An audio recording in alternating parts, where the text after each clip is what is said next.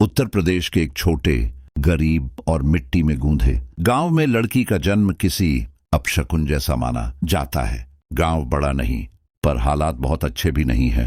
ज्यादातर लोग चौधरी अजमेर सिंह के ईंट भट्ठे पर दिन रात मजदूरी करते हैं, जहां मेहनत बहुत है और अधिकार नाम की कोई चीज नहीं।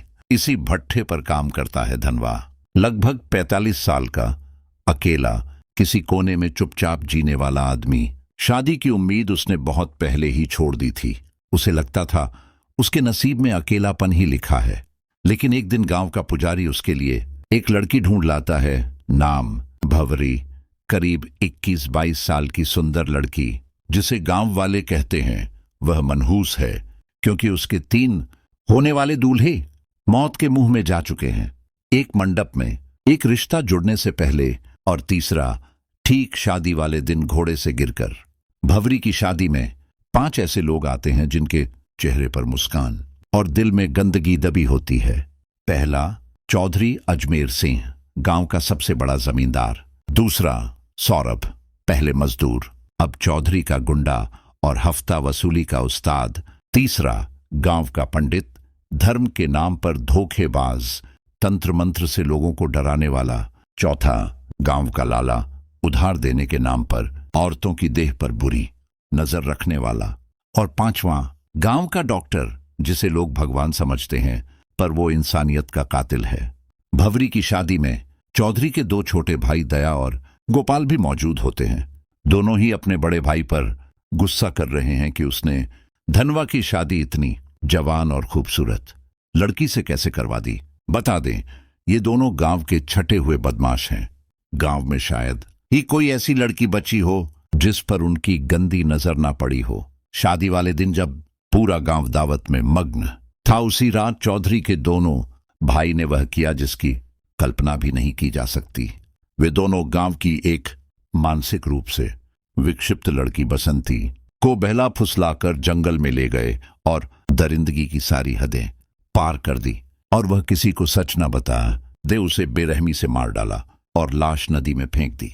उन्हें लगा कि यह मामला भी वैसे ही दब जाएगा जैसे पहले दबते आए हैं। लेकिन इस बार बात केवल कुकर्म तक सीमित नहीं थी, यह हत्या भी थी। गांव के लोग सन्न थे और पुलिस, इंस्पेक्टर और चौधरी की पुरानी दुश्मनी के बारे में सब जानते थे। अगले ही दिन जब चौधरी अपने भाइयों को पश्चाताप कराने मंदिर ले गया, तभी इंस्पेक्टर ने वहां धावा बोलकर दोनों को अरेस्ट कर लिया। चौधरी बीच बचाव में आता है तो इंस्पेक्टर उसके गाल पर जोरदार थप्पड़ मार देता है। औकात है तो छुड़ा लेना, इंस्पेक्टर चीख कर कहता है। कोई पुख्ता सबूत नहीं था, पर उसे विश्वास था डीएनए टेस्ट सब बता देगा। थाने में दोनों भाइयों की ऐसी पिटाई होती है कि वे टूटकर सब कबूल लेते हैं। चौधरी शहर के वकील के पास जाता है, पर वकील साफ कह देता है जमानत नामुमकिन है, बस पैसों से सेटिंग हो सकती है। चौधरी के पास रकम नहीं थी।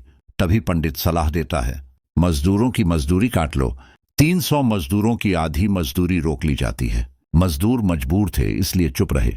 रोकने पर धमकियां मिलती, औरतों की कुंडली दिखाकर डराया जाता। इसी बीच मजदूर बुधवार का बेटा बीमार पड़ जाता है।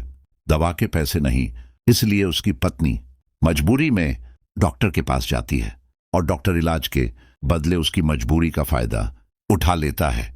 दूसरी तरफ धनवा अपनी बकाया मजदूरी लेने चौधरी के पास जाता है। चौधरी बेहयाई से कहता है पैसे चाहिए, अपनी बीवी को भेज दे। धनवा का खून खौल उठता है। वह पलट कर कहता है 7 दिन की मजदूरी छोड़ देता हूं, अपनी बीवी को भेज दो।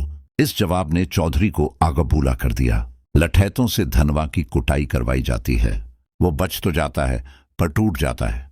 तभी बुधवार की पत्नी अपनी बीमार बच्ची को लेकर पंडित के पास पहुंची। पंडित ने कहा इसका इलाज पूजा पाठ से होगा, रात को अकेले मंदिर आना होगा, और वह भी सिर्फ एक वस्त्र में। उसने यह बात अपने पति को बताई तो उसने गुस्से से कहा अगर पूजा से बीमारी ठीक होती तो दुनिया में डॉक्टरों की जरूरत ही ना होती। पंडित के मन में क्या गंदगी पल रही है मैं सब जानता हूं। ऐसे ढकोसलों में मत पड़ो, बच्चा अपने आप ठीक हो जाएगा। उस रात पुजारी देर तक मंदिर में इंतजार करता रहा। गांव के लाला ने पंडित का मजाक उड़ाया। पंडित तिलमिला उठा। यह सुनकर डॉक्टर ने पंडित से कहा चिंता मत करो, अब देखो मैं क्या करता हूं। अगले दिन डॉक्टर ने चौधरी की मदद से पंचायत बुलाई। पूरे गांव के सामने उसने एक मेडिकल रिपोर्ट दिखाई और कहा, गांव में महामारी फैलने वाली है और इस महामारी का कारण है धनवा। लोग सन्न रह गए क्योंकि बीमारी का नाम अब तक किसी ने सुना नहीं था, लेकिन रिपोर्ट देखकर सभी डर गए। गांव अनपढ़ और अंधविश्वासी था, इसीलिए डॉक्टर और चौधरी का झूठ आसानी से सच मान लिया गया। भीड़ में खुसुर फुसुर होने लगी और नतीजा निकला कि धनवा को गांव से बाहर निकाल जाना होगा। बेचारा धनवा गांव के बाहर एक टूटी फूटी झोपड़ी बनाकर रहने लगा। उसने भंवरी को भी खुद से दूर कर दिया ताकि उसे भी यह बीमारी ना लग जाए। भंवरी अकेली पड़ गई। गांव में अब उसके लिए जीना और भी मुश्किल हो गया। काम की तलाश में उसने चौधरी के भट्टे का ही रुख किया, लेकिन वहां उसकी जिंदगी नरक से भी बदतर थी। मजदूरों और लठैतों की नजरें उसके जिस्म पर गिद्ध की तरह टिकी रहती। यह सब झेलते झेलते वह टूटने लगी। फिर कहानी में आता है एक नया मोड़। मुंबई से एक युवा लड़का मजदूरों पर डॉक्यूमेंट्री बनाने आता है। भंवरी उसकी देखभाल करती है, खाना, सफाई, साथ रहना। शूटिंग पूरी होने वाले दिन जब भंवरी लड़के को छोड़ने साथ जाती है तो बहुत बारिश होने के कारण दोनों भीग जाते हैं। अंधेरे में वे एक दूसरे से लिपट जाते हैं। भंवरी को लगता है ये पल किसी ने नहीं देखा, पर चौधरी के आदमी ने सब देख लिया था। अगले दिन ये खबर पूरे गांव में आग की तरह फैल जाती है। पंचायत होती है और लड़के को पीटा जाता है। भंवरी पर इल्जाम और सबसे बड़ी चोट, धनवा का भरोसा टूट जाता है। वह भंवरी पर ही बरस पड़ता है। अब भंवरी पूरी तरह अकेली, न पति, न गांव, न सहारा। आखिर उसने खुद को उसी रास्ते पर झोंक दिया जहां गांव उसे धकेल रहा था। उसने संदेश भेजा, अब मैं वही करूंगी जो तुम चाहते हो, लेकिन मेरी कीमत दूसरों से 7 गुना होगी। पहले सबने अनसुना किया, पर रात गहराई और 5 गिद्ध उसके घर पहुंचने लगे। भंवरी अब गांव की मनहूस लड़की नहीं, गांव की सबसे महंगी औरत बन चुकी थी।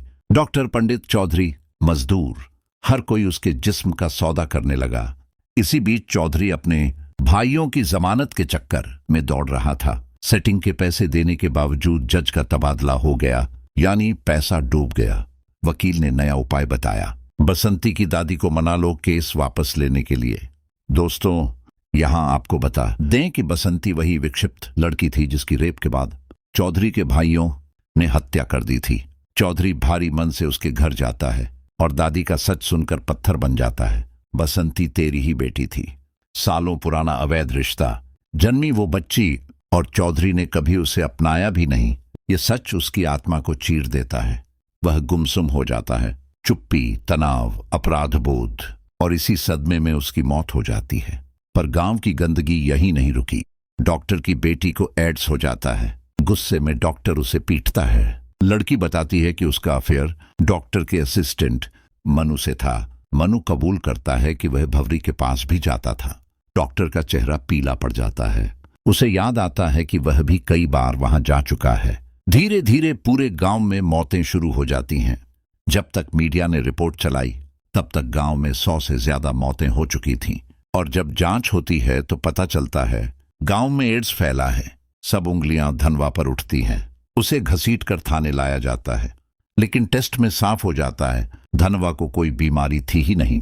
डॉक्टर ने झूठी रिपोर्ट दिखाकर उसके खिलाफ षड्यंत्र रचा था। सच ये था, डॉक्यूमेंट्री वाला लड़का ही बीमारी लेकर आया था। यही जहर भंवरी तक पहुंचा और वहीं से पूरा गांव बर्बाद हो गया। गुस्साए भीड़ डॉक्टर, पंडित, लाला और सोरेन पर टूट पड़ती है। पुलिस भी किनारा कर लेती है। चारों को पीट पीट कर मार दिया जाता है। उधर धनवा भंवरी को ढूंढता है, लेकिन वह भी बीमारी के चलते दम तोड़ चुकी होती है। धनवा उसकी चिता लकड़ियों से नहीं, अपने टूटे हुए दिल से सजाता है और उसे आखिरी विदाई देता है, वैसे सम्मान से जैसा उसे जीवन में कभी नहीं मिला। कहानी का आखिरी संदेश यही है, कर्म पीछा नहीं छोड़ता। जो जैसा कर्म करता है वैसा ही फल उसे मिलता है।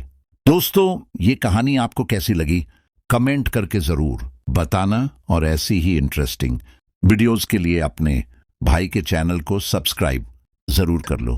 तो चलो मिलते हैं नेक्स्ट वीडियो में। बाय।